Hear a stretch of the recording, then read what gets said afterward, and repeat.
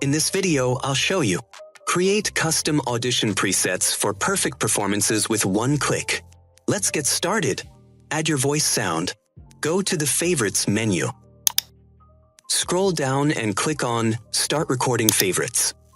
Now, apply your desired editing effects, such as EQ, compression, or reverb to enhance your audio. Once you're satisfied with the edits, it's time to save them as a preset. Go back to the Favorites menu and select Stop Recording Favorites. A dialog box will appear. Enter a name for your preset and click OK. Your preset is now saved. To use these presets on future recordings, simply go back to the Favorites menu. Click on your saved presets and apply them. Thank you for watching. With these custom audition presets, you'll save time and enhance your performance every single time.